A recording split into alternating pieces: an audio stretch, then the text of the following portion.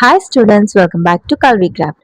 இந்த வீடியோல நம்ம பார்க்க போறது CBSE Class 9 Science Exploration bookல இருக்க Biology Chapter 2 Cell, the Building Block of Life. இப்போ போன வீடியோல நம்ம different organelles present in the cells பத்தி படிச்சோம். இப்போ அதோட கண்டினியூஷன்ல த்ரெட்ஸ் ஆஃப் கியூரியாசிட்டி ஒரு பாக்ஸ்ல ஒரு டீடைல்ஸ் கொடுத்துருக்காங்க. அதுல என்ன இருக்குன்னு பார்த்துட்டு how do normal cells grow and divide, எப்படி ஒரு செல் வந்து க்ரோ ஆகும் டிவைட் ஆகும் அப்படிங்கறத பத்தி படிக்கலாம். இப்போ த்ரெட்ஸ் ஆஃப் கியூரியாசிட்டியில என்ன கொடுத்துருக்காங்கன்னா 2010ல கிரேக் வென்டர்ங்கிற ஒரு சயின்டிஸ்ட் அவரோட சயின்டிஸ்ட் டீமோட சேர்ந்து ஒன்னு டிஸ்கவர் பண்ணாரு, ஒன்னு கண்டுபிடிச்சாரு. அவங்க வந்து எதுல ஒர்க் பண்ணாங்கன்னா இந்த field of synthetic biology. First study the complete DNA sequence of a simple bacterium called Mycoplasma mycoides. Mycoplasma மைகாய்ட்ஸ்னு ஒரு சிம்பிள் பாக்டீரியா இருக்கு. அதோட டிஎன்ஏவை நல்லா ஸ்டடி பண்ணாங்க. எதை யூஸ் பண்ணினா கம்ப்யூட்டர் ப்ரோக்ராம் யூஸ் பண்ணி தான் அவங்க அந்த டிஎன்ஏவை எப்படி இருக்கு அப்படின்னு ஸ்டடி பண்ணாங்க கம்ப்ளீட்டா.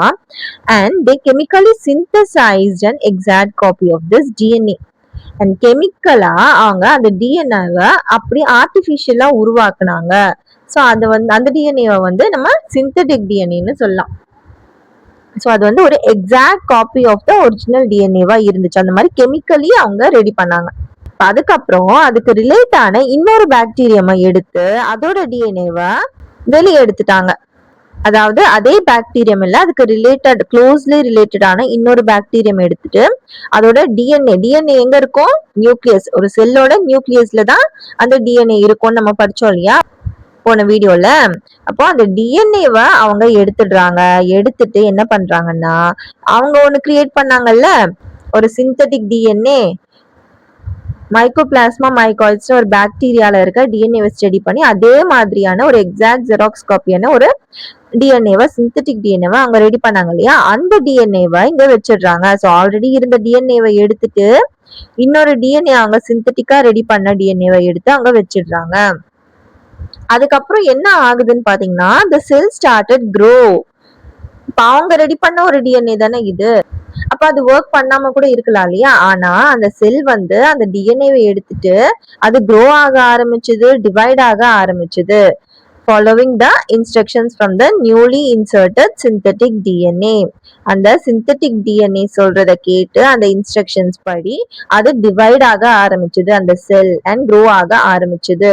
அப்ப இந்த எக்ஸ்பெரிமெண்ட்ல இருந்து நமக்கு என்ன தெரியுது? DNA controls the structure and activities of a cell. So இந்த எக்ஸ்பெரிமெண்ட் மூலமா ஒரு செல்லோட ஸ்ட்ரக்சர் அண்ட் ஆக்டிவிட்டிஸை கண்ட்ரோல் பண்றதே டிஎன்ஏ தான் அப்படின்னு அவங்க நிரூபிச்சாங்க. However, scientists did not create a complete new cell. Scientist வந்து சிந்தட்டிக்கா ஒரு டிஎன்ஏவை தான் உருவாக்குனாங்களே தவிர ஒரு செல்ல உருவாக்கல கம்ப்ளீட்டா. டிஎன்ஏங்கிறது எங்க இருக்கு? செல்லுக்குள்ளதான் இருக்கு. அதுவும் எங்க இருக்கு? நியூக்ளியஸ்குள்ளதான் அந்த டிஎன்ஏ இருக்கு. அப்போ அந்த செல்லுல இருக்க மத்த பார்ட்ஸ்லாம், அதாவது சைட்டோபிளாசம், செல் மெம்பரேன்னு நிறைய இருக்கு இல்லையா, அது எல்லாமே அப்படியே தான் இருந்திருக்கு. அந்த டிஎன்ஏ மட்டும் தான் இவங்க சிந்தட்டிக்கா கிரியேட் பண்ணிட்டு அதை அங்க ரீப்ளேஸ் பண்ணிருக்காங்க. அப்போ சயின்டிஸ்டால ஒரு புது செல்லையே ஃப்ரம் த ஸ்கிராச் உருவாக்கல, ஆனா டிஎன்ஏ மட்டும் சிந்தசைஸ் பண்ணி ஒரு ஆர்டிபிஷியலா ஒரு டிஎன்ஏ உருவாக்கி செல்லோட மத்த பார்ட்ஸை வந்து எல்லாமே ஏற்கனவே உயிரோட இருந்த ஒரு செல்ல இருக்கும் இல்லையா, அதுல இருந்து எடுத்த ஒரு செல் தான். அந்த டிஎன்ஏ மட்டும் தான் மாத்திருக்காங்க. மற்றபடி ஒரு லைவ் செல்ல இருந்த எக்ஸிஸ்டிங் பார்ட்ஸ் தான் மற்றதெல்லாம் அப்படியே இருக்கு. ஸோ ஒரு ஸ்கிராச்ல இருந்து அவங்க ஒரு நியூ செல்ல உருவாக்கல.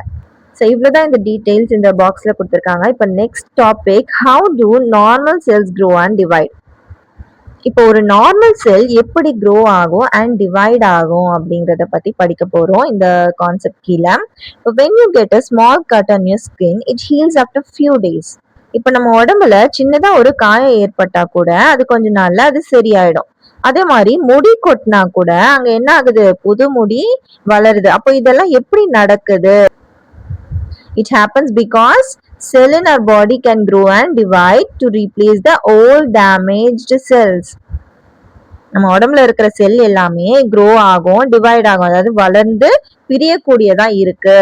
அதனால பழைய டெட் செல்ஸ், அப்புறம் அடிப்பட்டு டேமேஜ் ஆன செல்ஸ் அதெல்லாம் ரீப்ளேஸ் பண்ணி புது செல்ஸ் உருவாகிறதுனால தான் இதெல்லாம் நடக்குது. அப்போ நம்ம உடம்பு பெருசாகிறதுக்கு காரணம் செல் சைஸ் பெருசாகிறது மட்டும் இல்ல. Cells can grow only up to certain size, but growth happens because cells divide to form new cells. நம்ம உடம்பு பெருசாகுறதுன்னா அதனால நம்ம செல்ஸும் நமக்குள்ள இருக்க அந்த செல்ஸும் பெருசாகுது அர்த்தம் கிடையாது. ஒரு செல்லுன்னு பாத்தீங்கன்னா அது ஒரு குறிப்பிட்ட ஸ்டேஜுக்கு தான் வளரும், அதுக்கு மேல அது வளர முடியாது. அப்போ நம்ம வளரும் போது என்ன ஆகுது, அந்த செல் க்ரோ ஆகல, பட் அந்த செல் வந்து டிவைட் ஆகி நிறைய செல்களா மாறுது. புது புது செல்கள் உருவாகுறதுனாலதான் நம்ம உடம்பு வளருது. இப்போ நம்ம சின்ன ஒரு பேபியா இருக்கோம், அதுக்கப்புறம் பெரிய ஆளா மாறும். அப்ப குழந்தையா இருக்கும் போது குட்டி செல்லா இருக்கிறது பெருசானவொன்னு பெரிய செல்லா மாறுமான்னு கேட்டீங்கன்னா கிடையாது. செல்லுனா அது ஒரு குறிப்பிட்ட ஸ்டேஜ் வரைக்கும் தான் வளரும், அது சேம் சைஸா தான் இருக்கும். ஆனா நம்ம சின்னதா இருக்கும் போது ஒரு 1000 செல்ஸ் இருந்துச்சுன்னா, ஒரு எக்ஸாம்பிளுக்கு சொல்றேன், அதிகமா தான் இருக்கும். அண்ட் பெரியவங்களானா அது வந்து பல மடங்கு, ஒரு பில்லியன் டைம்ஸ் அதிகமாகலாம். அந்த மாதிரி அது செல்ஸ் வந்து டிவைட் ஆகி நிறைய செல்ஸா ஆகுது. ஸோ செல்லோட சைஸ் க்ரோ ஆகாது, அதோட நம்பர் ஆஃப் செல்ஸ் தான் டிவைட் ஆகி நிறைய செல்ஸா க்ரோ ஆகுது.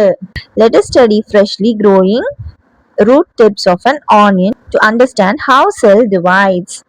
இது நல்லா புரிஞ்சுக்கிறதுக்காக ஆனியனோட வேர் நுனிய ரூட் டிப்பை வச்சு ஒரு எக்ஸ்பெரிமெண்ட் பண்ணி பார்க்கலாம். Activity 2.5. Take a jar and fill it up with plain water. ஒரு ஜார் எடுத்துட்டு அதுல plain water, நார்மல் வாட்டர் எடுத்து நம்ம fill பண்ணிக்கிறோம். இப்போ இங்க பாத்தீங்கன்னா இந்த ஒரு ஜார்ல வாட்டர் இருக்கு, அந்த மாதிரி fill பண்ணிக்கிறோம். Now place an onion bulb over the jar in such a way that its base bearing roots is immersed in the water. இப்போ ஆனியன்ல இந்த சைடு தான் வேர் வேரா இருக்கும் பாத்தீங்களா, அது வந்து அந்த சைடு வந்து தண்ணியில படுற மாதிரி வச்சு அந்த ஜார் மேல வைக்கணும், அது வந்து தண்ணியில படணும் அந்த root. Leave the setup for 5 to 6 days and observe. இப்போ அந்த செட்டப்பை 5 to 6 days நம்ம அப்படியே வச்சிடணும். Do you observe the roots growing? அப்படியே வச்சிங்கன்னா ஒரு 5 to 6 daysக்குள்ள இந்த மாதிரி இங்க ரூட்ஸ் வளர்ந்துருக்கு பாத்தீங்களா, அந்த மாதிரி அந்த ரூட்ஸ் வந்து வளரும். 2-3 cm of the freshly grown roots and transfer them to freshly prepared aceto alcohol. இப்போ அதுல ஒரு ரூட் எடுத்துட்டு 2-3 சென்டிமீட்டர் லென்த்ல இருக்க மாதிரி ரூட் எடுத்துட்டு அதை எதுல போடுறோம்னா அசிட்டோ ஆல்கஹால்ல போடுறோம். அசிட்டோ ஆல்கஹால்னா அசிட்டிக் ஆசிடும் எத்தனாலும் கலந்ததுதான். அது எந்த ப்ரொபோர்ஷன்ல கலக்கணும்னா கிளேஷியல் அசிட்டிக் ஆசிட 1 அண்ட் எத்தனால 3ன்னு 1:3 ரேஷியோல அதை கலக்கணும். ஸோ அந்த சொல்யூஷன்ல அந்த ரூட்டை நம்ம டிப் பண்றோம். அப்புறம் keep the root tips in aceto alcohol for 24 hours. 24 hours கிட்ட அந்த அசிட்டோ ஆல்கஹால்ல அந்த ரூட்டை போட்டு வைக்கிறோம். And then transfer them to 70% ethanol for preservation. அதை ப்ரிசர்வ் பண்றதுக்காக 70% ethanol இருக்க ஒரு சொல்யூஷன்ல போடுறோம். Take 1 or 2 preserved roots, wash them in water. இப்போ அதை ப்ரிசர்வ் பண்ணி வச்சிருக்கோம் இல்லையா, அந்த ரூட்ஸை நம்ம 1 or 2 எடுத்துட்டு அதை வாஷ் பண்ணி நல்ல வாட்டர்ல வாஷ் பண்ணி வச்சுக்கிறோம். and then place them on a clean side. ஒரு ஸ்லைட்ல எடுத்து வச்சுக்கிறோம் நல்லா வாஷ் பண்ணிட்டு. Put 1 drop of dilute hydrochloric acid. அந்த ஸ்லைட் மேல 1 drop of HCl hydrochloric acid போடுறோம் on the root tips to soften the tissue. அந்த root tipsல இருக்க அந்த tissues வந்து சாஃப்ட் ஆகணும் அப்படிங்கிறதுக்காக தான் இந்த HCl போடுறோம். Rinse the roots after 10 to 15 minutes. மறுபடியும் ஒரு 10 to 15 minutes கழிச்சு அதை rinse பண்ணிட்டு then add 2-3 drops of acetocarmine stain on them. ஒரு ஸ்டெயின் ஆட் பண்றோம், அதுக்கு பேரு acetocarmine. ஒரு 2-3 drops ஆட் பண்றோம். எதுக்காக ஸ்டெயின் ஆட் பண்ணுவோம், அந்த செல்ஸ் எல்லாம் நமக்கு கிளியரா தெரியணும், பிரைட்டா தெரியணுங்கிறதுக்காக நம்ம அந்த ஸ்டெயின் எப்பவுமே ஆட் பண்ணுவோம். Leave the slide for 5 to 10 minutes. அந்த ஸ்டெயின் ஆட் பண்ணிட்டு ஒரு 5 to 10 minutes கழிச்சு அதை ஜென்ட்லா வார்ம் பண்ணணும், சூடு பண்ணணும். ஓவர் ஸ்பிரிட் லேம்ப், ஒரு ஸ்பிரிட் லேம்ப் மேல வச்சு அதை லைட்டா சூடு பண்ணணும். And cut the tip portion of the root on the slide and put a cover slip. அந்த ரூட்டோட டிப் போர்ஷனை கவர் பண்ணிட்டு கவர் ஸ்லிப் போட்டு க்ளோஸ் பண்ணிடணும். இனிமே நம்ம மைக்ரோஸ்கோப்ல வச்சு அது பாக்குறோம், அவ்வளவுதான். Gently squash the cover slip with your thumb to spread the cells. அந்த செல்ஸ்லாம் நல்லா ஸ்ப்ரெட் ஆகிறதுக்காக அந்த கவர் ஸ்லிப்பை நல்லா வச்சு அழுத்தணும். அதுக்கப்புறம் மைக்ரோஸ்கோப் ஸ்டேஜ்ல வச்சு நம்ம அதை பார்க்க வேண்டியதுதான். ஸோ இதுதான் அந்த எக்ஸ்பெரிமெண்டோட ஸ்டெப்ஸ் எப்படி பண்றதுன்னு. இப்போ அந்த ஸ்லைடை வந்து அங்க வச்சுட்டோமா மைக்ரோஸ்கோப்ல, இப்போ அந்த செல் எப்படி தெரியும் அப்படின்னு பார்க்கலாமா. What do you observe? அந்த மைக்ரோஸ்கோப்ல பார்க்கும்போது உங்களுக்கு என்ன தெரியுது, அதுல இருந்து நீங்க என்ன கத்துக்கலாம். Do you observe the cells of the onion root tip? Are they similar in structure? Do you find any structural difference in these cells? If yes, why is it so? இப்போ அந்த மைக்ரோஸ்கோப்ல பார்க்கும்போது நமக்கு இப்படிதான் தெரியும். அப்ப என்ன தெரியுது, செல்ஸ் எப்படி பிரியுது, அந்த செல் டிவிஷன் எப்படி நடக்குதுன்னு, அதோட ஸ்டேஜஸ்லாம் டிஃப்ரெண்ட் ஸ்டேஜஸ். இன்னும் நீங்க ஜூம் பண்ணி பாத்தீங்கன்னா இந்த மாதிரி டிஃப்ரெண்ட் ஸ்டேஜஸ்லாம் நமக்கு தெரியும். இப்போ அதோட ஸ்ட்ரக்சர் பாத்தீங்கன்னா சிமிலரா இருக்கா இல்ல டிஃப்ரெண்டா இருக்கா? இப்போ இந்த பிக்சர்ல பாத்தீங்கன்னா ஆனியன் பீல பாப்போம் இல்லையா, ஒரு பாக்ஸா ரெகுலர் ஷேப்ல அந்த மாதிரி தான் இருக்கு இந்த ஃபர்ஸ்ட் பிக்சர்ல. ஆனா அதை ஜூம் பண்ணி பாருங்க நல்லா. அப்போ அவுட்டர் பவுண்டரி எல்லாமே அந்த ரெகுலர் பாக்ஸ் ஷேப்ல தான் இருக்கு. ஆனா அதுக்குள்ள பாத்தீங்கன்னா அதோட ஷேப்ஸ் எப்படி இருக்கு உங்களுக்கு, எல்லா செல்லோட அவுட்டர் பவுண்டரி ஒரே மாதிரி இருந்தாலும் செல்லுக்குள்ள இருக்கிற அந்த பார்ட்ஸ் வந்து ஒரே மாதிரி இல்ல.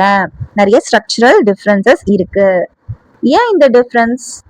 ஆனியனோட க்ரோயிங் டிப்ல இருக்கிற செல்கள் எல்லாமே கண்டினியூஸா டிவைட் ஆயிட்டே இருக்கும். ஏன்னா இது வந்து நார்மலா இருக்கிற அந்த ஆனியன் பீல் கிடையாது, அது க்ரோ ஆகிற ஸ்டேஜ்ல எடுத்து அந்த ரூட்ஸை எடுத்து நம்ம இந்த மைக்ரோஸ்கோப்ல பாக்குறோம். அப்போ அது வந்து க்ரோ ஆகிற ஸ்டேஜ்ல என்ன ஆகுது, அந்த செல்லாம் டிவைட் ஆகி நிறைய செல்களா மாறுது. ஒவ்வொரு செல்லும் பிரியும் போது அது டிஃப்ரெண்ட் ஸ்டேஜஸ் ஆஃப் செல் டிவிஷனை கடந்து தான் போகணும். அண்ட் நம்ம மைக்ரோஸ்கோப்ல பார்க்கும்போது ஒவ்வொரு செல்லும் ஒவ்வொரு ஸ்டேஜ்ல கூட இருக்கலாம். அதனால டிஃப்ரெண்ட் ஸ்டேஜஸும் நமக்கு பாக்குற சான்ஸும் கிடைக்கலாம்.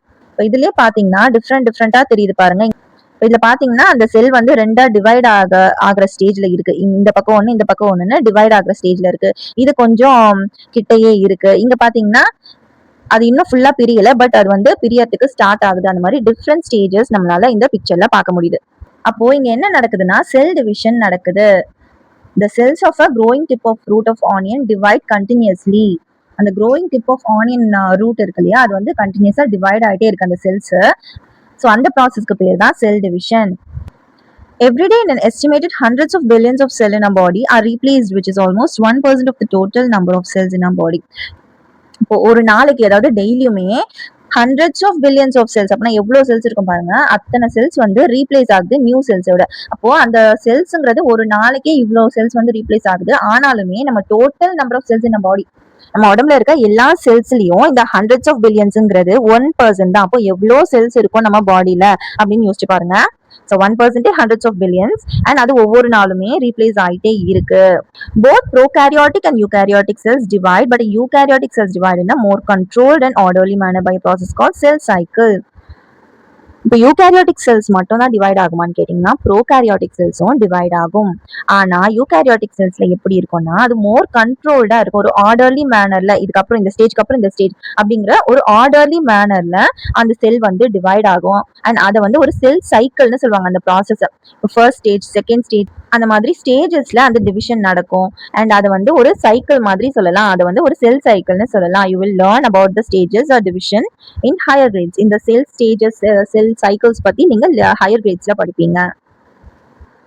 இப்போ அந்த செல் டிவிஷனை பத்தி இன்னும் டீடைலா படிக்கலாம். செல் டிவிஷன்ல 2 டைப்ஸ் இருக்கு. Cell division is the process by which new cells are formed from pre-existing cells. செல் டிவிஷன்ங்கிறது என்னன்னா ஒரு ப்ரீ எக்ஸிஸ்டிங் செல்ஸ், ஆல்ரெடி இருக்க செல்ஸ்ல இருந்து நியூ செல்ஸ் ஃபார்ம் ஆகுற அந்த ப்ராசஸ்க்கு பேரு தான் செல் டிவிஷன். இந்த செல் டிவிஷன் நடக்கிறதுனால தான் நம்ம வந்து க்ரோ ஆகுறோம், வளர்றோம். சின்ன வயசுல இருந்து நம்ம இப்போ இருக்கிற சைஸ் வரைக்கும் எப்படி வளர்ந்துருப்போம், டெய்லி கொஞ்சம் வளருவோம் இல்லையா, அது ஏன்னா இந்த செல் டிவிஷன் நடக்கிறதுனால தான். It allows living organisms to grow, repair damage tissues and reproduce. நம்ம வளர்றது, அப்புறம் நமக்கு அடிப்பட்டா சரியாகிறது, அதுக்கு எல்லாமே ரீப்ரொடியூஸ் பண்றதுக்கு கூட இந்த செல் டிவிஷன் மூலமா தான் நடக்குது. Some cells such as skin cells divide continuously to replace cells that are lost regularly. இப்போ சில செல்ஸ், அதாவது ஸ்கின் செல்ஸ் மாதிரி ஒரு எக்ஸாம்பிளுக்கு சொல்லணும்னா அது கண்டினியூஸா டிவைட் ஆகிட்டே இருக்கும் to replace cells.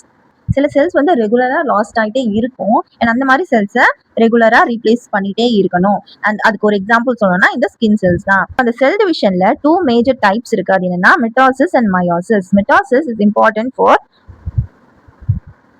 Normal growth, repair, maintenance and asexual reproduction. Mitosis type of cell division வந்து நம்ம நார்மலா வளர்றதுக்கு, அப்புறம் அடிப்பட்டா சரியாகிறதுக்கு அண்ட் ஏசெக்சுவல் ரீப்ரொடக்ஷனுக்கு இந்த type of cell division mitosis நடக்கும்.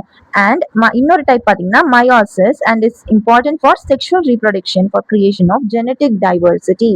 மயோசிஸ் எங்க நடக்கும்னா செக்ஷுவல் ரீப்ரொடக்ஷன் அப்போ அந்த genetic diversity, different characteristics of பேரண்ட்ஸ்ல இருந்து நெக்ஸ்ட் ஜெனரேஷன் உருவாகிறப்போ ஒரு டிஃப்ரெண்ட் ஜெனட்டிக் டைவர்சிட்டி கிடைக்குது இல்லையா, ஸோ அந்த டைம்ல இந்த மயோசிஸ் செல் டிவிஷன் நடக்குது.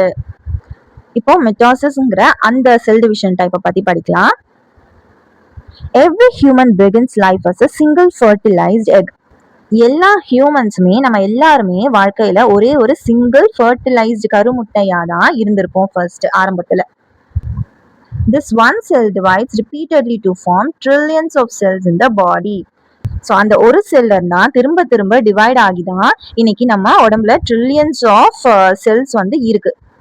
cells increase in number through mitosis, which is the most common type of cell division. நம்ம உடம்புல இருக்க செல்களோட எண்ணிக்கை வந்து நம்பர் ஆஃப் செல்ஸ் வந்து அதிகமாகிறதுக்கு இந்த மிட்டாசிஸ் தான் மிக முக்கியமான காரணமா இருக்கு. Mitosis produces two genetically identical daughter cells from one parent cell. மெட்டாசிஸ்ல ஒரு பேரண்ட் செல் என்ன பண்ணுதுன்னா டூ ஜெனட்டிக்கலி ஐடென்டிக்கல் ஒரே மாதிரியான அச்சசலா ஒரே மாதிரி இருக்கிற ரெண்டு டாட்டர் செல்ல உருவாக்குது இந்த மெட்டாசிஸ் செல் டிவிஷன் ப்ராசஸ்ல. Each cell gets the same DNA. ரெண்டா பிரிஞ்சாலுமே அதோட டிஎன்ஏ வந்து சேமா இருக்கும்.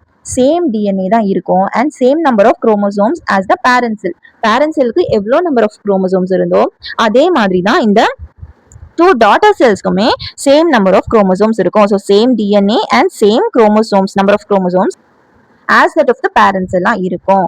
This ensures that genetic information is largely maintained across body cells. இதனால நம்ம உடம்புல இருக்க எல்லா செல்லையும் இந்த ஜெனட்டிக் இன்ஃபர்மேஷன் மாறாம அப்படியே கரெக்டா மெயின்டைன் ஆகுது. இப்போ மயோசிஸ்ல என்ன நடக்குது அப்படின்னா is a type of cell division that produces gametes and occurs only in the cells of reproductive organs. இந்த meiosis type of cell division வந்து எங்க நடக்குது அப்படின்னு பாத்தீங்கன்னா ரீப்ரொடக்டிவ் ஆர்கன்ஸ்ல நடக்குது. செல்ஸ் ஆஃப் ரீப்ரொடக்டிவ் ஆர்கன்ஸ் இருக்கு இல்லையா அங்க இருக்க அந்த செல்ஸ்ல தான் இந்த meiosis type of cell division நடக்குது. அண்ட் இங்க வந்து என்ன ப்ரொடியூஸ் ஆகுதுன்னா கேமெட்ஸ் ப்ரொடியூஸ் ஆகுது. Gametes produced for sexual reproduction create variations and diversity among living organisms. அதாவது அந்த டிஎன்ஏல இருக்க அந்த வேரியேஷன்ஸ் சில சேஞ்சஸ் நடக்கும்ல அது வேரியேஷன் சொல்றாங்க. அண்ட் டைவர்சிட்டிங்கிறது தமிழ்ல சொல்லணும்னா பன்முகத்தன்மைன்னு சொல்லலாம். ஸோ நெக்ஸ்ட் ஜென்ரேஷனுக்கான அந்த வேரியேஷன்ஸ் அண்ட் டைவர்சிட்டி வந்து இந்த கேமெட்ஸ் மூலமா தான் கிடைக்குது. அதனாலதான் பேபிஸ்லாம் பார்க்க அவங்க பேரண்ட்ஸ் மாதிரி அவங்க அப்பா அம்மா மாதிரியே இருந்தாலும் அப்படியே அச்சாஸ்லாம் 100% ஒரே மாதிரி இருக்க மாட்டாங்க. இந்த டைவர்சிட்டின்னு சொல்றோம் இல்லையா அதுதான் எக்ஸாக்டா அதே மாதிரி இருக்க மாட்டாங்க. சில வேரியேஷன்ஸ் இருக்கும். Therefore, children resemble their parents but are not exactly the same because of this variations and diversity. இப்போ மெட்டாசிஸ்ல பாத்தீங்கன்னா exact same DNA same chromosomes இருக்கும்னு நம்ம படிச்சோம் இல்லையா ஆனா மெயாசிஸ்ல பாருங்க அந்த கேமெட்ஸ் ப்ரொடியூஸ் பண்ணுது அண்ட் அது வந்து ஒரு variations and diversity among living organisms தருது. அது எக்ஸாக்ட் காப்பியா இல்ல. In animals, including humans, meiosis occurs only in the cells of testes of males to produce sperm and ovaries of females to produce eggs. For reproductive organs, cells of the reproductive organs la da indha meiosis nadakradunu சொன்னோம் இல்லையா அப்போ animals and humans எல்லாரும் சேர்த்து தான் இந்த மேல்ஸ்ல இருக்க டெஸ்டிஸ்ங்கிறது ஒரு reproductive organ of male. So அங்க வந்து இந்த டைப் ஆஃப் செல் டிவிஷன் தான் நடக்குது மயோசிஸ்ங்கிற செல் டிவிஷன். அதே மாதிரி ஃபீமேல்ல பாத்தீங்கன்னா ஓவரிஸ்ங்கிறது ஒரு reproductive organ which produce eggs and அங்கேயுமே இந்த type of meiosis cell division தான் நடக்குது. In plants, meiosis occurs in the anthers. இப்போ நம்ம அனிமல்ஸ்ல வந்து ஆண் பெண்ணுன்னு சொல்லுவோம். இப்போ பிளான்ட்ஸ்ல வந்து அந்த மாதிரி இருக்கா சிலது வந்து சொல்லுவாங்க. இப்போ பப்பாளி மரம் எல்லாம் பாத்தீங்கன்னா இது ஆண் மரம் இது பெண் மரம்னு சொல்லுவாங்க. ஆனா எல்லா பிளான்ட்ஸுக்குமே அந்த மாதிரி எல்லாம் சொல்ல மாட்டாங்க. அப்போ அங்க எப்படி இருக்கும்னா ஒரு பிளான்ட்லயே ரெண்டு ரீப்ரொடக்டிவ் ஆர்கனும் இருக்கும். இப்போ ஹியூமன்ஸ் அனிமல்ஸ்னு எடுத்தோம்னா ஒரு அனிமல்னு எடுத்தா அது வந்து மேலா ஃபீமேலா அப்படின்னு நம்ம சொல்லலாம். ஆனா பிளான்ட்ஸ்க்கு வந்து ரெண்டு organs reproductive organs of male and female ரெண்டுமே ஒரே பிளான்ட்ல கிடைக்கும். இப்போ ஆந்தர் எடுத்தீங்கன்னா அது வந்து மேல் பார்ட் அது வந்து போலன் கிரெயின்ஸை வந்து ப்ரொடியூஸ் பண்ணும். அண்ட் இதே female part of the flower அப்படின்னு பாத்தீங்கன்னா ஒரே பிளான்ட்ல மேல் அண்ட் ஃபீமேல் பார்ட்ஸும் இருக்கும் இல்லையா அப்போ ஃபீமேல் பார்ட் ஆஃப் த ஃப்ளவர்னா ஓவரிஸ் அது வந்து எக் செல்ஸை ப்ரொடியூஸ் பண்ணும். ஒரே பிளான்ட்ல தான் மேல் பார்ட் ஃபீமேல் பார்ட்டும் இருக்கும் பிளான்ட்ஸ்ல. அப்போ அங்க வந்து இந்த மெயாசிஸ் செல் டிவிஷன் நடக்குது. ஒரு ஃப்ளவர்ல மேல் பார்ட் வந்து ஆந்தர் ஸோ அங்க மெயாசிஸ் செல் டிவிஷன் நடக்குது to produce Balan grains. And அதே மாதிரி ஃபீமேல் பார்ட்னா ஓவரிஸ்லுமே எக் ப்ரொடியூஸ் பண்றதுக்காக அங்க ஒரு செல் டிவிஷன் நடக்குது. In meiosis, the parent cell divides twice, one after the other, to form 4 daughter cells. இப்போ மெட்டாசிஸ்ல பாத்தீங்கன்னா 2 daughter cell வந்துச்சு. ஆனா மயோசிஸ்ல 4 daughter cells வரும். எப்படின்னா the parent cell divides twice, ரெண்டு தடவை டிவைட் ஆகுது one after the other to form 4 daughter cells. இங்க கொடுத்துருக்காங்க பாத்தீங்களா ஒரு செல் வந்து ரெண்டு தடவை டிவைட் ஆகுது. ஃபர்ஸ்ட் தடவை டிவைட் ஆகும்போது ரெண்டா தனித்தனியா வந்திருக்கு. அண்ட் இன்னொரு வாட்டி மறுபடியும் டிவைட் ஆகும்போது இங்க ரெண்டுன்னு மொத்தம் 4 கேமெட்ஸ் வந்து உருவாகுது. So meiosis is a two-step process that produces 4 gametes. First divisionல பாத்தீங்கன்னா the cells divide into 2 daughter cells. First stepல ரெண்டு daughter cells இங்க உருவாச்சா and the number of chromosomes in each daughter cell is reduced to half. And அங்க number of chromosomes வந்து reduce ஆகுது. மெட்டாசிஸ்ல பாத்தீங்கன்னா same number of chromosomes as that of the parent இருக்கும் அப்படின்னு பார்த்தோம். ஆனா இங்க வந்து chromosomes number of chromosomes வந்து reduce ஆகுது for each daughter cells half reduce ஆகுது. The second division is similar to mitosis where each daughter cell divides into two. And இதுல நடக்கிற இந்த செகண்ட் டிவிஷன் பாத்தீங்கன்னா மெட்டாசிஸ் மாதிரி தான். இங்க 2 டாட்டர் செல்ஸுமே 2 டாட்டர் செல்ஸா டிவைட் ஆகுது. அப்போ 2 மொத்தம் 4 டாட்டர் செல்ஸ் வந்துடுது. thus forming 4 daughter cells with half the number of chromosomes. So 4 daughter cells with a half the number of chromosomes நமக்கு create ஆகுது. As a result, each gamete has half the number of DNA compared to the parent cell. During fertilization, when gametes from 2 individuals combine, the original chromosome number is restored. இப்போ இந்த cell division நடக்கிறதுனால என்ன ஆகுது? as a result அந்த கேமெட்ஸோட chromosomes வந்து half the number of DNA-வா இருக்கு. Parent செல்ல இருந்ததை விட half the number தான் இருக்கு. ஆனா ஃபர்டிலைசேஷன் அப்போ இப்போ வந்து ஒரு ஆர்கன், ஒரு ஃபீமேல் ஆர்கன் இல்ல மேல் ஆர்கன்ல இருக்க அந்த செல் எப்படி டிவைட் ஆகுதுன்னு பார்த்தோம். இப்போ அதுல வந்து நம்பர் ஆஃப் DNA வந்து ஹாஃபா தான் இருக்கு. ஆனா இது வந்து செக்ஷுவல் ரீப்ரொடக்ஷன்ல தான் இந்த செல் டிவிஷன் நடக்குதுன்னு சொன்னோம் இல்லையா?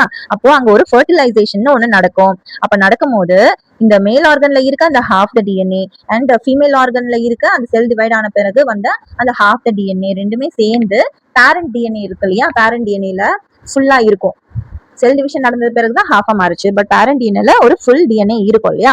அந்த மாதிரி இது ரெண்டுமே சேர்ந்து ஒரு ஃபுல் டிஎன்ஏ உருவாகும். So when the gametes from 2 individuals combine, the original chromosome number is restored. மறுபடியும் பேரண்ட்ல இருந்த மாதிரி அந்த நம்பர் ஆஃப் குரோமோசோம்ஸ் வந்து ரீஸ்டோர் ஆகிடுது when during fertilization. You will learn about this process in detail in chapter 11. Chapter 11ல இந்த fertilization பத்தி நீங்க டீடைலா படிப்பீங்க. இப்போ பாக்ஸ்ல மீட் சயின்டிஸ்ட் ஒரு சயின்டிஸ்ட் பத்தி கொடுத்துருக்காங்க. Arun Kumar Sharma was a famous Indian scientist. ஒரு இந்தியன் சயின்டிஸ்ட் அருண் குமார் சர்மா அவங்க பேரு. அவர் வந்து எதுல ஒர்க் பண்ணியிருக்காருன்னா ஆன் குரோமோசோம்ஸ் பத்தி அவரு ஸ்டடி பண்ணியிருக்காரு. அவர் வந்து ஒரு botanist. As a botanist he is known for his work in the area of plant taxonomy, evolution and development. Plant வந்து எப்படி எவால்வ் ஆயிருக்கு, எப்படி டெவலப் ஆகுதுங்கிறத பத்தி எல்லாம் ஒரு ரிசர்ச் பண்ணியிருக்காரு. He also invented many useful lab methods to study chromosomes in plants. பிளான்ட்ஸ்ல இருக்க chromosomes பத்தி ஸ்டடி பண்றதுக்கு அவர் வந்து லேப் மெத்தட்ஸ் எல்லாம் இந்த மாதிரி ஸ்டடி பண்ணணுங்கிற மெத்தட்ஸ்லாம் இன்வென்ட் பண்ணியிருக்காரு. For his contribution to botany. பாட்னில அவரோட கான்ட்ரிபியூஷனை ஹானர் பண்றதுக்கு அவருக்கு சாந்தி ஸ்வரூப் பாட்நகர் அவார்ட் அண்ட் பத்மபூஷன் அவார்டும் கொடுத்திருக்காங்க. அவரோட பேர் என்ன? அருண்குமார் சர்மா. இப்போ இங்க என்ன பாக்ஸ்ல கொடுத்திருக்காங்கன்னா bridging science and society. Scientists have developed methods to grow plant and animal cells outside the body in special conditions. This is called cell culture. Scientist வந்து பிளான்ட்ஸ் அண்ட் அனிமல் செல்ஸை அவுட்சைட் த பாடி, உடம்புக்கு வெளியில in special கண்டிஷன்ஸ்ல வந்து எப்படி grow பண்றது, develop methods to grow plant and animal cells, எப்படி உடம்புக்கு வெளியில ஒரு பிளான்ட் ஒரு அனிமல் செல்ஸை க்ரோ பண்றது அப்படிங்கிற மெத்தடை டெவலப் பண்ணியிருக்காங்க. அண்ட் அந்த மெத்தடுக்கு பேரு தான் செல் கல்ச்சர் அப்படின்னு சொல்றாங்க. செல்லை க்ரோ பண்றது அவுட் ஆஃப் த பாடி, அதுதான் cell culture. In this process, cells are taken from an organism and placed in a nutrient-rich medium. இப்போ ஒரு ஆர்கானிசம்ஸ்ல செல் இருக்கும் இல்லையா, அந்த மாதிரி ஒரு ஆர்கானிசம்ல இருந்து செல் எடுத்து அது எங்க வைக்கிறாங்கன்னா நியூட்ரியன்ட் ரிச் மீடியம்ல வச்சு அங்க க்ரோ பண்றாங்க. இப்போ க்ரோ பண்ணா அந்த செல் என்ன ஆகும்? அது க்ரோ ஆகும், டிவைட் ஆகும், பல செல்களா மாறும். To keep the culture safe, the right temperature, acidic or alkaline conditions and moisture under sterile conditions are maintained. அந்த லேப்ல வளர அந்த செல்ல வந்து ரொம்ப பாதுகாப்பா இருக்கிறதுக்காக சில முக்கியமான விஷயங்கள் மெயின்டைன் பண்ணுவாங்க. அதுதான் அது வந்து ஸ்டெரைல் கண்டிஷன்ல இருக்கணும், கிருமிகள் எதுவும் இல்லாம ரொம்ப ஸ்டெரைலா இருக்கணும், சுத்தமா இருக்கணும் அப்படின்னு சொல்லலாம். அதே மாதிரி ரைட் டெம்பரேச்சர் இருக்கணும். அண்ட் அசிடிக் அண்ட் ஆல்கலைன், ஒரு சொல்யூஷன் அசிடிக்கா ஆல்கலைனான்னு சொல்லுவோம் இல்லையா, அதுவுமே கரெக்ட் பிஹெச்ல இருக்கணும், மாய்ஸ்சரைஸ்டா இருக்கணும். இதெல்லாம் கரெக்டா செட் பண்ணி வச்சிருப்பாங்க. அப்பதான் அது வந்து கரெக்டா க்ரோ ஆகும். ஏன்னா நார்மலா நம்ம பாடியில க்ரோ ஆகுறது வேற, நம்ம வந்து ஆர்டிபிஷியலா வெளியில க்ரோ பண்றது வேற இல்லையா? ஸோ அதுக்கான கண்டிஷன்ஸ் வந்து கரெக்டா மெயின்டைன் பண்ணணும். Cell culture is crucial for studying how cells work and for the production of biochemicals, food, medicine and vaccines and more. இப்போ எதுக்கு இந்த மாதிரி செல் கல்ச்சர் பண்றாங்கன்னா, இந்த செல் கல்ச்சர் பண்றதுனால நமக்கு சில யூஸ் இருக்கு. ஏன்னா செல்லாலதான் நம்ம உடம்பே உருவாகிருக்கு. அப்போ அந்த செல்லை பத்தி நம்ம படிச்சாதானே நம்ம உடம்புல நோய் ஏதாவது வந்தாலுமே அதுக்கு மெடிசன் கண்டுபிடிக்கிறது எல்லாமே நமக்கு தெரிஞ்சுக்க முடியும். அதனால அந்த செல்லை நம்ம படிக்கிறதுக்கு ஸ்டடி பண்றதுக்கு இந்த மாதிரி செல் கல்ச்சர் யூஸ் ஆகுது. அதே மாதிரி பயோகெமிக்கல்ஸ், ஃபுட், மெடிசின்ஸ், வேக்சின்ஸ் அது தயாரிக்கிறதுக்கும் இந்த செல் கல்ச்சர் உருவாகுது. இப்போ லிவிங் செல்ஸ், வேக்சின்ஸ்ல சிலதுலாம் டெட் செல்ஸ், அந்த வைரஸஸ் இல்ல பாக்டீரியாஸ் அதெல்லாம் டிசீஸ் கிரியேட் பண்ணுது இல்லையா? ஸோ அதோட செல்ஸை லிவிங் செல்ஸ் இல்லைன்னா டெட் செல்ஸ் ரெண்டுமே கூட வேக்சின்ஸ்ல இருக்கும். ஸோ அதை இந்த மாதிரிதான் செல் கல்ச்சர் வச்சு அவங்க க்ரோ பண்ணி வேக்சின்ஸ்லாம் தயாரிக்கிறாங்க. வேக்சின்ஸ் எவ்வளோ ரொம்ப முக்கியம் இல்ல? எவ்வளவோ நோய்கள் இந்த வேக்சின்ஸ்னால தடுக்கப்பட்டிருக்கப்போ அந்த வேக்சின்ஸ்லாம் எப்படி நமக்கு கிடைச்சது? இந்த செல் கல்ச்சர் மூலமா தான். இந்த செல்லை பத்தி நம்ம பேசிக்கா படிச்சாதான் நமக்கு வர நோய்கள் அதை எப்படி தடுக்கிறது, அதுக்கு எப்படி மருந்து கண்டுபிடிக்கிறதுன்னு எல்லாமே நமக்கு தெரியும். The process of mitosis and meiosis must occur in a proper and controlled manner. இந்த மெட்டாசிஸ் மயோசிஸ்ங்கிற அந்த டிவிஷன் ப்ராசஸ் ஒரு ப்ராப்பரா கண்ட்ரோல்ட் மேனர்ல நடக்கணும். What happens if meiosis and mitosis do not happen properly? ஒருவேளை அந்த ப்ராசஸ் ஒழுங்கா நடக்கல, அந்த செல் டிவிஷன் ஒழுங்கா நடக்கல அப்படின்னா என்ன ஆகும்?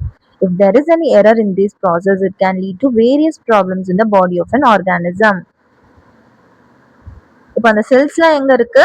நம்மளோட உடம்பு இல்ல அனிமல்ஸோட உடம்பு, பிளான்ஸோட பாடி அப்படின்னு சொல்லிட்டு அந்த பாடி ஆஃப் ஆர்கானிசம்ஸ் தான் அந்த செல் இருக்கு. அப்போ அந்த பாடி ஆஃப் த ஆர்கானிசம்ல நமக்கு ப்ராப்ளம் வரும். வேரியஸ் ப்ராப்ளம்ஸ் நமக்கு வர சான்ஸ் இருக்கு any error in this process நடந்தா. Errors in mitosis lead to uncontrolled cell division. This can lead to formation of tumors and abnormal number of chromosomes in body cells. இப்போ மிட்டாசிஸ்ல ஏதாவது error நடந்தா அது என்ன effect வரும் நம்ம உடம்புலன்னு பாத்தீங்கன்னா, அன்கண்ட்ரோல்டு செல் division நடக்கும். கண்ட்ரோலே இல்லாம நிறைய செல் டிவிஷன் நடந்துட்டே இருக்கும். அதனால ஃபார்மேஷன் ஆஃப் டியூமர்ஸ், கட்டிலாம் வரும் இல்லையா, அந்த மாதிரி டியூமர்ஸ் வர சான்சஸ் இருக்கு. And abnormal number of chromosomes நம்ம உடம்புல அதிகமா வர சான்சஸ் இருக்கு. அதெல்லாம் இந்த மெட்டாசிஸ்ல எரர் நடந்தா வரும். அதே மாதிரி மயோசிஸ்ல எரர் நடந்தா it may result in genetic disorders which may be associated with development problems or distinctive physical features. Faulty meiosis may also cause early pregnancy loss or reduced fertility. இப்போ meiosis எங்க நடக்கும்னா இந்த reproduction இடத்துல தான் நடக்கும். அப்போ அங்க என்ன நடக்குதுன்னா ஒரு நியூ ஜென்ரேஷன் ஃபார்ம் ஆகுது. அங்க ஜெனட்டிக் டிசார்டர்ஸ் வரலாம், டெவலப்மெண்ட் ப்ராப்ளம்ஸ் வரலாம், பிசிக்கல் ஃபீச்சர்ஸ் கூட தப்பா போகலாம். இப்போ சில பேபிஸ்லாம் பார்த்தீங்கன்னா டெவலப்மெண்ட் ப்ராப்ளம்ஸ் இருக்கும். அவங்களோட ஒர்க் அவங்களே செஞ்சுக்க முடியாது. பிசிக்கல் ஃபீச்சர்ஸ் கால் இல்லாம கண் இல்லாம அந்த மாதிரி கூட இருக்கலாம். அந்த மாதிரியான ஜெனட்டிக்கல் டிசார்டர்ஸ் வரலாம். அந்த அளவுக்கு பெருசா போகாம சில டைம் ஏர்லி பிரெக்னன்சி அப்பவே அந்த பிரெக்னன்சி லாஸ் நடந்துடலாம். அண்ட் அந்த ரீப்ரொடக்டிவ் ஆர்கன்ஸ்லயும் இந்த செல் டிவிஷன் தப்பா போகுது, எரர் நடக்குதுங்கிறதுனால ஒரு ஃபர்டிலிட்டியில கூட, ஒரு பர்சனோட எபிலிட்டி டு ரீப்ரொடியூஸ்ல கூட ஒரு டிஃபெக்ட் இருக்கலாம். ஸோ ரெடியூஸ்ட் ஃபர்டிலிட்டி ஆகும் அந்த இடத்துல. இந்த மாதிரியான ப்ராப்ளம்ஸ்லாம் எதனால வருதுன்னா ஏதோ ஒன்று அந்த செல் டிவிஷன்ல தப்பா நடக்குது, அதுதான் காரணம். இப்போ பாஸ் அண்ட் பாண்டர்ல என்ன கொடுத்துருக்காங்க? Instead of many small ones, why does a cell not have a single giant mitochondrion? How does this relate to the concept of surface area? இது தமிழ்ல சொல்லணும்னா, செல்லுக்குள்ள ஒரே ஒரு பெரிய ஜெயண்ட் மைட்டோகாண்ட்ரியன் இருக்கிறத விட நிறைய குட்டி குட்டி மைட்டோகாண்ட்ரியா இருக்கிறது தான் ரொம்ப அட்வான்டேஜ் அப்படின்னு சொல்லலாம். ஸோ இது எப்படி அந்த சர்ஃபேஸ் ஏரியா கூட ரிலேட் ஆகுது அப்படின்னு கேட்குறாங்க. இப்போ மைட்டோகாண்ட்ரியாங்கிறது என்ன பண்ணும்? It is the power house of the செல்னு படிச்சோமா, அப்ப அங்கதான் எனர்ஜி வருது. ஸோ இது எப்படி அந்த சர்ஃபேஸ் ஏரியா கூட ரிலேட் ஆகுதுன்னா, எவ்வளோ சர்ஃபேஸ் ஏரியா அதிகமா இருக்கோ அவ்வளோ எனர்ஜி தரும். மைட்டோகாண்ட்ரியா எனர்ஜி தரது ஒரு பவர் ஹவுஸ் ஆஃப் த செல், அதுதான் எனர்ஜி தரும். அண்ட் எவ்வளோ சர்ஃபேஸ் ஏரியா இருக்கோ அவ்வளோ அதிகமா எனர்ஜி தரும். இப்போ மைட்டோகாண்ட்ரியாவோட வேலை என்னன்னா, அது செல்லுக்கு தேவையான அந்த ஏடிபி, எனர்ஜி கரன்சின்னு சொன்னோம் இல்லையா, அதோட ஃபுல் ஃபார்ம் என்ன ஞாபகம் இருக்கா? கமெண்ட்ல சொல்லுங்க. ஏடிபியோட ஃபுல் ஃபார்ம் என்னன்னு. உற்பத்தி பண்றது தான், அந்த ஏடிபியை உற்பத்தி பண்றது தான் அதோட வேலை. ஒரு பெரிய மைட்டோகாண்ட்ரியாவை விட நிறைய குட்டி குட்டி மைட்டோகாண்ட்ரியா இருந்துச்சுன்னு வச்சுக்கோங்க, அப்போ அதோட சர்ஃபேஸ் ஏரியா ரொம்பவே அதிகமா இருக்கும். இப்ப நமக்கு பாக்குறதுக்கு தான் அது பெரிய மைட்டோகாண்ட்ரியா மாதிரி இருக்குமே தவிர அதோட சர்ஃபேஸ் ஏரியான்னு பாத்தீங்கன்னா குட்டி குட்டியா நிறைய இருக்கிறதும் லார்ஜ் ஒரே ஒரு மைட்டோகாண்ட்ரியா இருக்கிறதும் நீங்க செக் பண்ணீங்கன்னா குட்டி குட்டி மைட்டோகாண்ட்ரியா எல்லாமே சேர்ந்தது தான் நமக்கு நிறைய சர்ஃபேஸ் ஏரியா தரும் அண்ட் அங்கதான் நிறைய எனர்ஜி ப்ரொடியூஸ் ஆகும். அப்போ அந்த செல்லுக்கு தேவையான எனர்ஜியை டக்கு டக்குன்னு உற்பத்தி பண்ணி செல்லோட எல்லா இடத்துக்கும் ஈஸியா அனுப்ப முடியறது எப்பன்னா அந்த குட்டி குட்டி மைக்ரோகாண்ட்ரியாஸ் இருக்கும்போது மட்டும்தான். அது மட்டும் இல்லாம ஒரே ஒரு பெரிய மைட்டோகாண்ட்ரியா மட்டும் இருந்துச்சுன்னா அது டேமேஜ் ஆயிடுச்சுன்னு வச்சுக்கோங்க. அப்ப அந்த செல்லுக்கான எனர்ஜி கிடைக்காது. ஸோ அந்த செல் வந்து டெட் ஆயிடும். இதே நிறைய குட்டி குட்டி மைக்ரோகாண்ட்ரியா இருந்துச்சுன்னா ஒன்னு டேமேஜ் ஆனாலோ இன்னொரு மைட்டோகாண்ட்ரியா வந்து அது எனர்ஜி கொடுத்துட்டே இருக்கும். ஸோ இந்த காரணங்களாலதான் a cell have many small mitochondria and not a single giant mitochondria. And இது எப்படி சர்ஃபேஸ் ஏரியாவோட ரிலேட் ஆகுதுன்னு புரிஞ்சுதா? குட்டி குட்டி மைட்டோகாண்ட்ரியா இருந்தாதான் நிறைய சர்ஃபேஸ் ஏரியா, ஸோ நிறைய எனர்ஜி. இப்போ 7th question, if the skin of the cell starts dividing by meiosis instead of mitosis, what do you think will happen to a cut on the skin? இப்போ நமக்கு repair, damage, growth இதுக்கு எல்லாமே mitosis type of cell division தான் நடக்கும் அப்படின்னு சொன்னேன். அப்ப நமக்கு அடிபட்டா இல்ல ஸ்கின்ல வந்து ஏதாவது கட்டு இருந்துச்சுன்னா அப்போ அந்த mitosis type of cell division நடக்கும். ஒருவேளை மயோசிஸ் நடந்துச்சுன்னா அங்க என்ன நடக்கும்? அப்போ அந்த கட்டு வந்து நமக்கு சரியாகாது. It will not heal. ஏன்னா மிட்டாசிஸ்ல செல் டிவிஷன் நடக்கும்போது 2 daughter cells with same number of chromosomes and same DNA அந்த மாதிரி பார்த்து ஒரு ஐடென்டிக்கலா இருக்கும், ஒரே மாதிரியா இருக்கும். ஆனா மயோசிஸ்ல எப்படி இருக்கும்? அதோட நம்பர் ஆஃப் குரோமோசோம்ஸ் அப்படியே பாதியா குறைஞ்சிடும். அப்போ நம்ம ஸ்கின் செல்ஸ்ல வந்து 46 குரோமோசோம்ஸ், அதாவது குரோமோசோம்ஸ் எப்பவுமே என்னன்னு சொல்லுவோம் 23 பேர்ஸ் ஆஃப் 23 குரோமோசோம்ஸ் கிடையாது 23 பேர்ஸ் அப்படின்னா ரெண்டு ரெண்டா பேர்ஸா இருக்குது. அப்போ மொத்தம் 46 குரோமோசோம்ஸ்ல. அப்போ அந்த இடத்துல 46 குரோமோசோம்ஸ் இருக்க இடத்துல 23 தான் இருக்கும். 23 பேர்ஸ் வேணும். ஆனா இங்க 23 மட்டும் தான் இருக்கு, பேர்ஸா இல்ல. அதனால ஸ்கின் செல் அதோட இயல்பான தன்மையை இழந்துரும். ஸ்கின் செல்ஸ் நியூவா கிரியேட் ஆகுற அந்த மயோசிஸ் செல் டிவிஷன் மூலமா கிரியேட் ஆகுற அந்த ஸ்கின் செல்ஸ் வந்து நார்மலா இருக்காது. ஸோ அது ஹீல் ஆகாது. அடிப்பட்ட காயத்தை மூடுறதுக்கு நமக்கு டக்கு டக்குன்னு லட்சக்கணக்கான செல்கள் வேணும். ஆனா மயோசிஸ் ரொம்ப மெதுவா நடக்கிற ஒரு காம்ப்ளெக்ஸான ப்ராசஸ்ன்னு சொல்லலாம். அது வந்து நம்ம நார்மல் growth ஆஃப் ஹியூமன் பாடிக்கு செட் ஆகாது. மெட்டாசிஸ் தான் கரெக்டான செல் டிவிஷன் ப்ராசஸ். அண்ட் மயோசிஸ்ல இன்னொன்று டிஃப்ரென்ஸ் என்ன பார்த்தோம்னா அது வந்து ஐடென்டிக்கலா இருக்காது, அதோட வேரியேஷன்ஸ் இருக்கும், வேரியேஷன்ஸ் அண்ட் டைவர்சிட்டி இருக்கும் அப்படின்னு படிச்சோம் இல்லையா? ஸோ புதுசா வர ஸ்கின் பழைய ஸ்கின் மாதிரி இல்லாம ஏதோ டிஃப்ரெண்டா இருந்துச்சு, சம்மந்தமே இல்லாம வேற மாதிரி டிஷ்யூவா இருந்துச்சு அப்படின்னா அப்போ அதுவுமே ப்ராப்பர் ஹீலிங்கா இருக்காது இல்லையா? கரெக்டா குணமாகுற மாதிரி இருக்காது. அந்த ஸ்கின் இப்ப நமக்கு குணமாகுதுன்னா ஒரு ஸ்கின் கட்டு நடந்திருக்கு இல்ல அடிபட்டிருக்குன்னா நமக்கு பழைய ஸ்கின் மாதிரி அதே மாதிரி வரும். ஏன்னா அங்க ஐடென்டிக்கலான ஒரு செல் டிவிஷன் நடக்குது மெட்டாசிஸ். இதே மயோசிஸ்னா அங்க வேரியேஷன்ஸ் நடந்துரும். அப்ப அதே மாதிரியான ஒரு ஸ்கின் வராது. ஸோ இதை ஷார்ட்டா சொல்லணும்னா மயோசிஸ் செல் டிவிஷன் நடந்தா அந்த காயம் ஆறவே ஆறாது. அது இன்னும் மோசமான பிரச்சனையில தான் போய் முடியும். அது எந்த மாதிரி ஆகும், அது எந்த மாதிரி டிஷ்யூஸ் வரும், ஸ்கின் வரும்னு நமக்கு தெரியவே தெரியாது அந்த cell division meiosis cell division நடந்துச்சுன்னா. இப்போ இந்த வீடியோல நம்ம 2 டைப்ஸ் ஆஃப் செல் டிவிஷன் பத்தி படிச்சோம். ஒரு ஸ்டார்டிங்ல ஒரு ஆக்டிவிட்டியும் பார்த்தோம். உங்களுக்கு நல்லா புரிஞ்சிருக்கும்னு நினைக்கிறேன். இப்போ நெக்ஸ்ட் வீடியோல cell theory the unifying principle of biology அந்த டாபிக் கீழே வர கான்செப்ட்ஸ் அண்ட் எங்க மீட்டர் சயின்டிஸ்ட் ஒரு சயின்டிஸ்ட் பத்தி கொடுத்துருக்காங்க. இது எல்லாமே நம்ம நெக்ஸ்ட் வீடியோல பார்க்கலாம். இந்த சாப்டர்ல இருக்க மற்ற வீடியோஸ்ல உங்களுக்கு பார்க்கணும்னா பிளேலிஸ்ட்ல இருக்கும், செக் பண்ணி பார்த்துக்கோங்க. அண்ட் இந்த வீடியோ உங்களுக்கு புரிஞ்சுதா பிடிச்சிருக்கான்னு கமெண்ட்ல சொல்லுங்க. தேங்க்ஸ் ஃபார் வாட்சிங். இந்த வீடியோ உங்களுக்கு பிடிச்சிருந்ததுன்னா லைக் பண்ணுங்க, உங்க ஃப்ரெண்ட்ஸ்க்கு ஷேர் பண்ணுங்க.